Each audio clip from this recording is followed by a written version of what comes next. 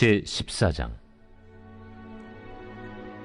이고니온에서 두 사도가 함께 유대인의 회당에 들어가 말하니 유대와 헬라의 허다한 무리가 믿더라.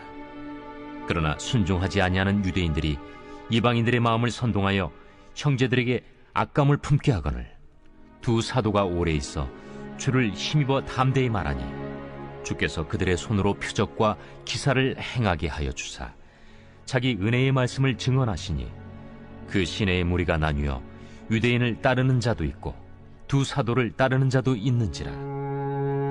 이방인과 유대인과 그 관리들이 두 사도를 모욕하며 돌로 치려고 달려드니 그들이 알고 도망하여 루가오니아의 두 성 루스드라와 더베와 그 근방으로 가서 거기서 복음을 전하니라. 루스드라에 발을 쓰지 못하는 한 사람이 앉아 있는데 나면서 걷지 못하게 되어 걸어본 적이 없는 자라. 바울이 말하는 것을 듣거늘 바울이 주목하여 구원받을 만한 믿음이 그에게 있는 것을 보고 큰 소리로 내 발로 바로 일어서라. 그 사람이 일어나 걷는지라. 무리가 바울이 한 일을 보고 루가오니아 방언으로 소리질러 이르되 신들이 사람의 형상으로 우리 가운데 내려오셨다. 바나바는 제우스라 하고 바울은 그 중에 말하는 자이므로 헤르메스라 하더라. 시외 제우스 신당의 제사장이 소와 화환들을 가지고 대문 앞에 와서 무리와 함께 제사하고자 하니 두 사도 바나바와 바울이 듣고 옷을 찢고 무리 가운데 뛰어들어가서 소리질러 여러분이여, 어찌하여 이러한 일을 하느냐? 우리도 여러분과 같은 성경을 가진 사람이라. 여러분에게 복음을 전하는 것은 이런 헛된 일을 버리고 천지와 바다와 그 가운데 만물을 지으시고 살아계신 하나님께로 돌아오게 함이라. 하나님이 지나간 세대에는 모든 민족으로 자기들의 길들을 가게 방임하셨으나 그러나 자기를 증언하지 아니하신 것이 아니니 곧 여러분에게 하늘로부터 비를 내리시며 결실기를 주시는 선한 일을 하사 음식과 기쁨으로 여러분의 마음에 만족하게 하셨느니라. 이렇게 말하여 겨우 무리를 말려 자기들에게 제사를 못하게 하니라. 유대인들이 안디옥과 이고니온에 와서 무리를 충동하니 그들이 돌로 바울을 쳐서 죽은 줄로 알고 시외로 끌어내치니라. 제자들이 둘러섰을 때 바울이 일어나 그 성에 들어갔다가 이튿날 바나바와 함께 더베로 가서 복음을 그 성에서 전하여 많은 사람을 제자로 삼고 루스드라와 이고니온과 안디옥으로 돌아가서 제자들의 마음을 굳게 하여 이 믿음에 머물러 있으라. 우리가 하나님의 나라에 들어가려면 많은 환난을 겪어야 할 것이라. 각 교회에서 장로들을 택하여 금식 기도하며 그들이 믿는 주께 그들을 위탁하고 비시디아 가운데로 지나서 밤빌리아에 이르러 말씀을 버가에서 전하고 아달리아로 내려가서 거기서 배 타고 안디옥에 이르니 이곳은 두 사도가 이룬 그 일을 위하여 전에 하나님의 은혜에 부탁하던 곳이라. 그들이 이르러 교회를 모아 하나님이 함께 행하신 모든 일과 이방인들에게 믿음의 문을 여신 것을 보고하고 제자들과 함께 오래 있으니라.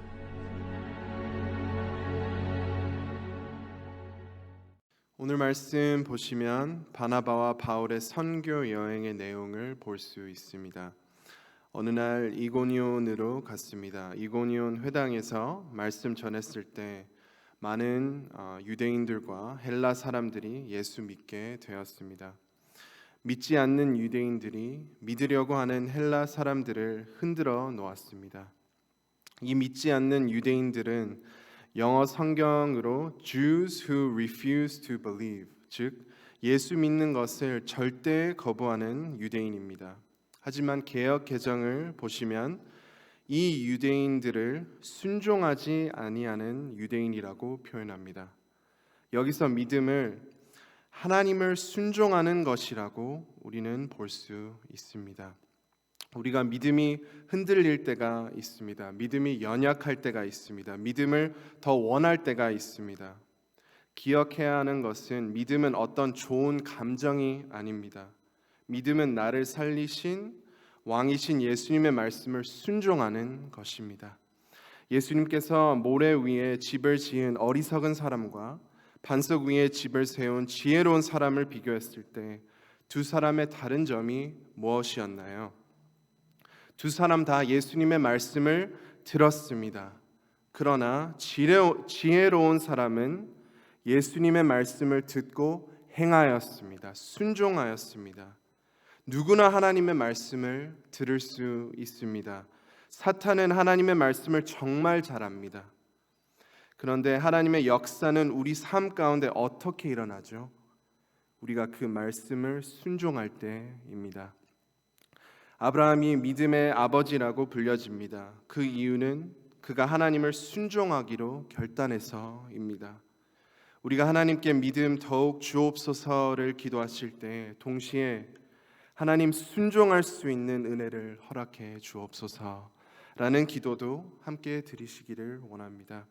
하나님 말씀을 듣는 데에서 그치면 역사는 일어나지 않습니다. 하나님을 순종할 때 삶의 귀한 역사가 일어납니다. 30배, 60배, 100배의 이 열매의 역사가 일어나게 됩니다. 하나님께서 바나바와 바울이 능력의 말씀을 담대히 전하게 하시고 표적도 행하게 하셨는데 그 도시에 반은 사도들을 따랐고 반은 유대인들을 따랐습니다. 반대 세력들을 이 두 사도를 모욕하고 돌로 치려고 해서 루스드라로 피해 갔습니다. 순교를 두려워서 단순히 순교의 위험을 피하고 싶어서 피한 것이 아닙니다. 아직 하나님께서 특별히 계획하신 일들이 더 있어서 그들은 일단 순교를 피했습니다. 언제 돌을 맞아 순교해야 할까? 언제 이 돌로 치려고 하는 사람들을 피해야 할까? 스스로 결정하기 불가능합니다. 우리 삶 가운데서도 삶의 문제 앞에서 도무지 어떤 길로 가야 할지 모를 때가 있습니다.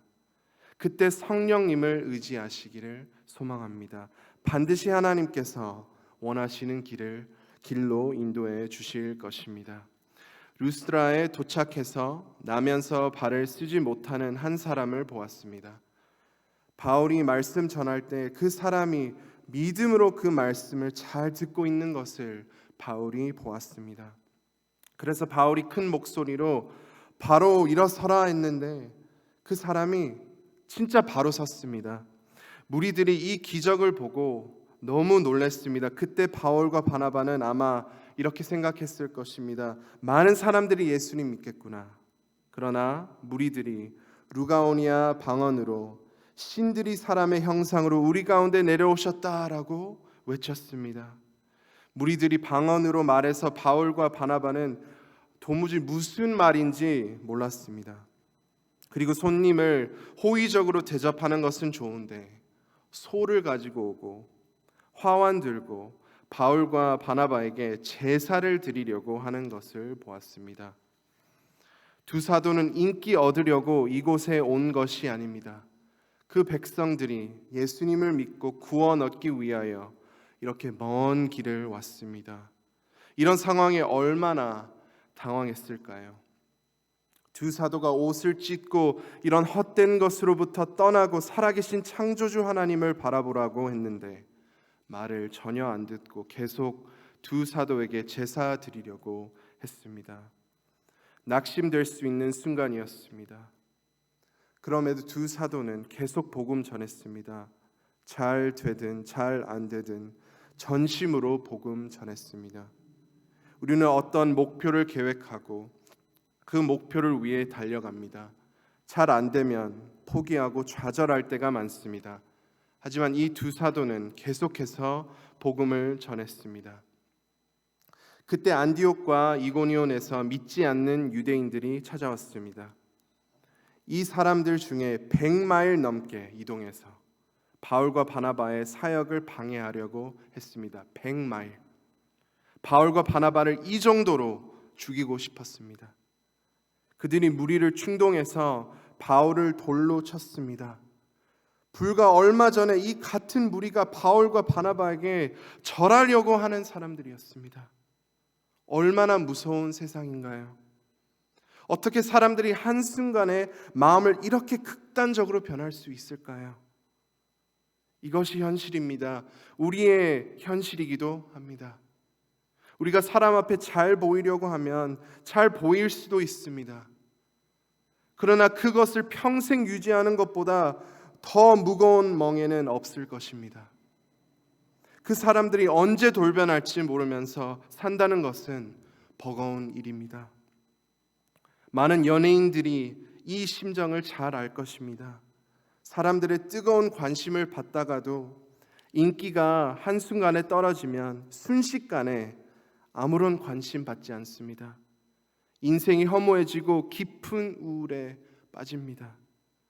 세상 사람의 칭찬을 위해 살지 마시길 바랍니다. 대신 살아서 역사하시는 사랑의 하나님을 위해 사시길 바랍니다. 사람들 앞에 잘 보이려면 우리의 많고 많은 허물을 숨기고 가리고 그렇게 살아가야만 합니다.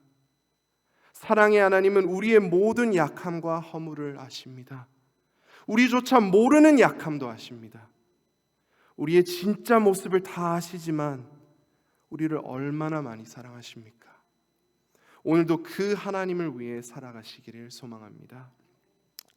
이때 바울이 돌을 몇 개 맞은 것이 아닙니다. 그 무리가 바울이 죽은 줄 알고 시외로 끌어냈습니다. 죽은 줄 알기까지 돌로 쳤다면 얼마나 고통스러웠을까요? 왜 사람을 죽기 직전까지 이렇게 박해했을까요? 이번 주 말씀 보시면서 우리는 영적 전쟁을 싸우고 있다는 것을 배웠습니다. 이 상황을 설명할 수 있는 것은 영적 전쟁밖에 없습니다. 영혼 구원을 위한 싸움은 이렇게 치열합니다. 우리의 영혼이 죄에 빠지느냐 하나님을 순종하느냐, 이 전쟁도 치열한 싸움입니다. 그러니 무장할 수밖에 없습니다. 하나님께서 주신 무기는 최상의 무기입니다. 말씀과 기도, 성령 충만함 등의 무기가 얼마나 강하고 좋은지 아시죠? 이 무기들을 가지고 오늘 하루도 승리하시기를 소망합니다. 말도 못할 고통을 당한 바울이었습니다. 하지만 바울은 일어났습니다. 그리고 다시 루스드라에 갔고 다음 날 바나바와 함께 더베로 갔습니다. 거기서 복음을 전하고 많은 이들이 예수님을 구주로 믿고 구원받았습니다. 그 다음에 그 위험한 루스드라와 이고니온에 다시 가서 새로 믿었던 그리스도인들의 마음을 굳건하게 했습니다. 믿음에 머물러 있으라고 권하고 교회가 공격당해도 담대하라고 말했습니다. 교회마다 장로를 리더로 세웠습니다. 이 모든 어려움을 견디며 하나님의 사랑을 전달하는 것은 사람의 힘으로 불가능한 일입니다. 사랑의 힘이 필요합니다. 하나님께서 우리에게 주신 사랑의 힘이 필요합니다. 또 하나님처럼 죽어가는 영혼들을 향한 사랑도 필요합니다. 성령의 인도하심을 따라 하나님께서 주시는 놀라운 사랑으로 하나님의 사랑을 전하는 저희 모두가 되기를 소망합니다. 작은 일이라도 그 영혼이 주님께 향하도록 우리를 사용해 달라고 기도하며 오늘 하루를 살아가시기를 소망합니다. 함께 기도하시겠습니다. 말씀 생각하며 하나님 순종할 수 있도록 우리에게 은혜 베풀어 주시옵소서. 성령의 인도함을 따라 살게 하여 주시옵소서. 이렇게 함께 기도해 주시고 또 오늘 미국과 한국의 정치, 경제, 문화 말씀 위에 말씀 위에 세워지도록 함께 기도해 주시고 또 어려움 겪고 있는 성도들과 또 환우들 위해 기도해 주시고 또 온 성도가 전도에 힘쓸 수 있도록 우리 함께 기도하시겠습니다. 주여 한번 외치고 함께 기도하도록 하겠습니다. 주여